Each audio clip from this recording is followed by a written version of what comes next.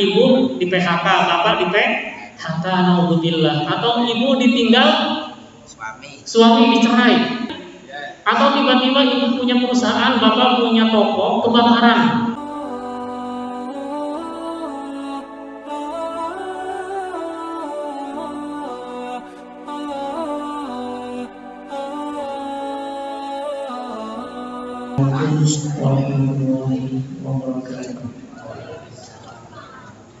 Kemarin itu kan Mas Farhan itu lagi naik motor di sana.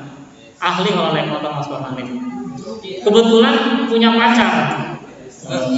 Naik motornya kalau sama pacar kan dipelan-pelanin gitu ya. Tiba-tiba ada orang naik mobil dari belakang ngebut. Jalannya tuh bolong. Kemudian kena cipratan air. Kecipratan kena muka Mas Farhan sama pacarnya, ngamuk langsung. Dikejar sama Mas Farhan. Mas Farhan kan kalau naik motor kayak Rossi ya, kayak Markus, gitu kan. Tapi yang naik mobil itu dia ternyata pinter, nggak terkejar-kejar sampai kota sana. Udah sejam nggak terkejar kan, Mas Farhan dalam hati ciancu gitu. Terus dikejar sama Mas Farhan, gitu kan. Sampai si pacarnya itu, Kanda jangan ngebut-ngebut nanti jatuh, harus diam aja gitu kan. Terus ngebut. Ternyata si mobil tersebut pas RSUD itu belok. Mas Farhan dalam hati kan lagi ngamuk-ngamuk gitu. Duh, kok bisa belok ke rumah sakit nih? Jangan-jangan orang sakit. Kira-kira masih ngamuk nggak? Aku ya ora. Kira-kira masih ngamuk nggak ketika dia tahu yang keluar dari mobil ternyata wanita hamil, suaminya panik udah mau ngelahirin. Kira-kira Mas Farhan jadi ngamuk nggak? Enggak kan? Nah, kalau kenyataan pahit, misalkan ibu di PHK, bapak di PHK, naudzubillah, atau ibu ditinggal suami dicerai, atau dinikahin istri jadi istri tua ya, apa istri muda lagi, atau jadi istri muda, jangan ya, atau ibu dicerai atau dinikah lagi, sakit kan? Atau tiba-tiba ibu punya perusahaan, bapak punya toko kebakaran, sakit nggak? Atau tiba-tiba gempa bumi, merana. Yang sakit itu kenyataan atau apa? Yang sakit itu musibah atau apa? Yang sakit itu Mas Farhan dikasih air di sini atau bukan itu? Yang sakit itu bukan kenyataan, bukan musibahnya, tapi kita yang nggak terima. Yang sakit itu apa? Kita nggak terima. Kalau dipikir-pikir ya, udah kena air gitu, udah kena air Mas Farhan tadi naik motor kan, harusnya kan mikir dulu, wah orang itu kenapa kok bisa ngebut seperti itu? Mungkin ada yang sakit kayak tadi kan misalkan, berarti kan gak jadi marah. Atau mungkin mikir lagi, ya Allah tadi saya harus dosa apa ya sampai dikenai hukuman sama Allah seperti ini. Ternyata dosanya apa? Pacaran nggak boleh dosa, makanya langsung dikasih air. Atau ternyata Mas Yusril disuruh ibunya beliin minyak, gak mau malah main pun. Di jalan mobilnya tuh ditabrak motor, bolanya ditabrak motornya, bolanya rusak kan. Nah harusnya kan mikir, aduh salah saya sama ibu saya. Ya, jadi kalau ada musibah harusnya kita nilai diri. Berarti jangan-jangan kita yang salah, jangan-jangan kita ada salah. Kita harus terima sama kenyataan. Kenapa? Enggak terima pun sudah terjadi. Jadi yang sakit itu apa? Enggak terima. Bukan kenyataannya, bukan musibahnya, enggak terimanya. Dan memang kita di sini, kita itu pengennya apa? Pengennya itu kita yang enak. Pengennya kita yang enak. Kita enggak peduli orang lain, kita bahkan enggak peduli sama diri kita. Yang penting kita enak, kita enggak peduli. Contohnya anak kecil, pengennya makan coklat, pengennya makan permen, ibunya, bapaknya kira-kira ngizinin nggak? Enggak kan? Jangan permen terus, jangan coklat terus. Itu bagi si anak itu enak, baik, buat dirinya baik, tapi nggak bagus buat dirinya aslinya. Maka kita dalam hal apapun harusnya itu yang dilihat apa? Jangan kita dulu, jangan untuk kita dulu, jangan untuk kita dulu, itu intinya. Jadi apapun yang terjadi sama kita, apapun yang kita lakukan, jangan buat kita. Di sini adik-adik, kakak-kakak ngaji, niatkan ngaji jangan untuk mempintarkan diri, tapi untuk orang tua. Untuk masyarakat, misal di sini ada anak-anak ngaji, bahkan kuliah di UGM, bahkan beasiswa. Tapi niatnya nyari uang. Bisa jadi setelah dia kaya, ibunya bapaknya jadi babu. Na'udzubillah. Kalau niatnya dia belajar buat orang tua, setelah dia sukses, insya Allah orang tuanya pun ikut senang, orang tuanya pun jadi ratu, bapaknya pun jadi raja. Ya, jadi yang pertama itu dalam hal apapun rumus sukses itu jangan untuk kita dulu, tapi untuk Allah atau untuk orang lain. Dalam Al-Quran dikatakan, "Mangkana yuridu hartal akhirati najid lahu fi harsi."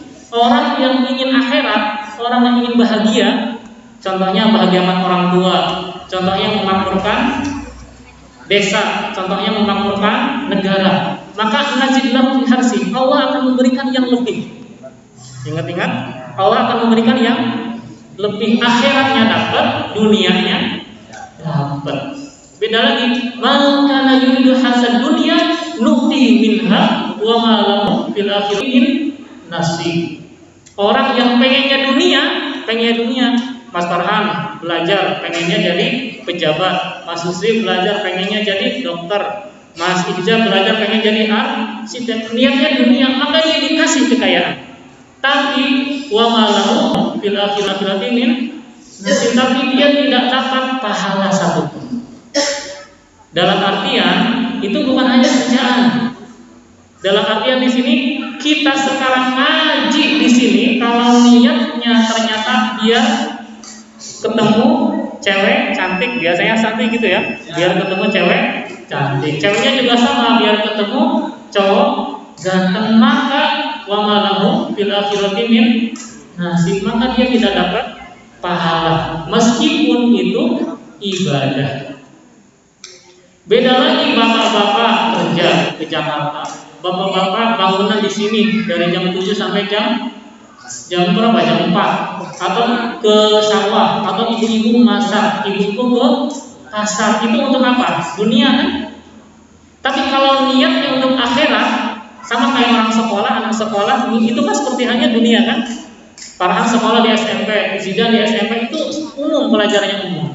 Tapi niatnya untuk orang tua, maka dia dapat dua, yaitu dapat akhirat juga dapat dunia. Oke. Tadi kita sebutkan bahwasanya rumus sukses itu apa? Allah dulu atau orang lain dulu. Nah, untuk Allah Subhanahu wa taala kita jelaskan di sini, biasanya dalam hal kita ibadah dengan Allah, kita tuh kayak sholat, kayak zakat, kayak puasa, itu kita pikir-pikir. Subuh enaknya tidur atau sholat? Tidur, ya kan? Apalagi tahajud, Allah nggak wajib aja. Apalagi Senin Kamis, Allah nggak wajib aja. Apalagi sedekah, apalagi infak, Allah nggak wajib. Itu Allah seperti itu menanamkan dalam hidup kayak anak sekolah di SD, kayak anak sekolah di SMP, di SMA atau di kuliah. Mereka tuh belajar, dilatih untuk apa? Sekarang anak belajar, kamu belajar, Yusril, Farhan, kamu belajar untuk apa? Belajar untuk apa?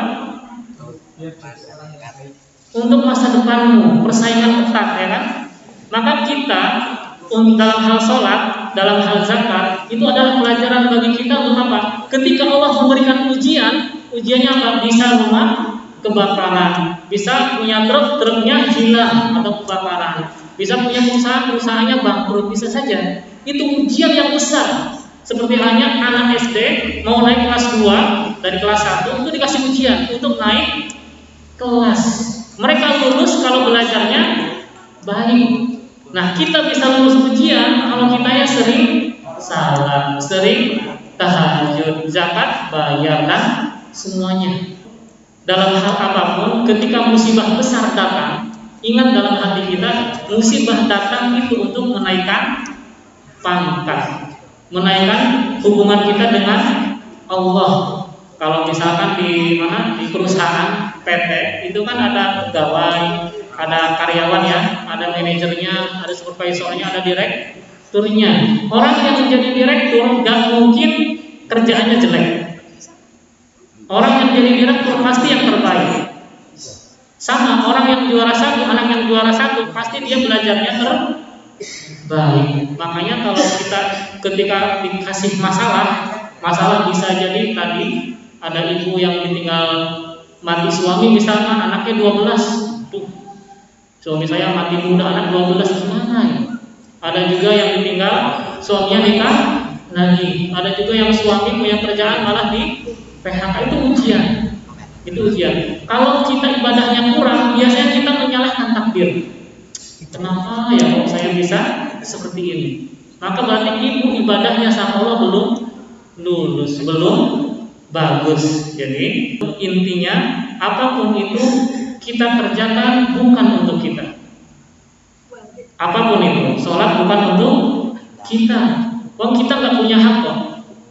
Kita nggak punya hak. Kita minta sama Allah surga, kita udah ngasih apa sama Allah? Bahkan nikmat mata kita bisa lihat, nikmat lidah bisa merasakan, nikmat telinga bisa mendengarkan, tidak sebanding sama ibadah kita sehari. Jauh. Jadi kita nggak ada hak. Jadi ketika apapun, rumus sukses itu satu, cukup satu, lupakan diri kita, tapi dahulukan orang lain, dahulukan Allah. Bahkan ketika kamu disakiti, misalkan Farhan dipukul sama Yusri dari belakang, atau Rozak dijelek-jelekin sama Said di depan pacarnya. Tujuannya Said biar pacarnya nempel ke Said. Rozak tahu itu. Itu ujian. Kalau Rozak marah, kalau Farhan marah sebab dia dipukul Yusri, berarti apa? Kita tuh marah. Kenapa? Karena kita mementingkan diri sendiri. Coba kita lihat, kenapa kayak saya sama teman digitukan? Barangkali memang kitanya yang banyak dosa, atau barangkali memang Allah memberikan nikmat ini. Inilah nikmat. Nikmat apa? Kita bisa masuk surga langsung. Kenapa? Orang yang masuk surga itu apa? Orang yang masuk surga itu laisa wasil bil muka wal kinal wasil. Orang yang menyambung silaturahmi itu bukan orang yang baik sama orang baik, tapi orang yang baik sama orang yang jahat, gitu ya. Jadi ketika kamu disakitin, naudzubillah, saya juga jangan sampai disakitin, misalkan difitnah, maka fitnah itulah itu ujian yang sesungguhnya. Kita lulus atau tidak. Jadi dalam hal penyakit pun, dalam hal sakit pun, maka ingat Allah lah ada di belakangnya. Kita akan naik pangkat. Kita nggak mungkin naik pangkat tanpa ujian. Nggak mungkin anak SD naik kelas tanpa ujian. Maka kalau ada ujian kita bahagia. Ini saatnya kita naik pangkat. Jadi lupakan diri kita, ingat Allah, ingat orang lain, ingat orang tua. Itu aja. Mohon maaf bila banyak yang kurang berkenan. Wassalamualaikum warahmatullahi wabarakatuh.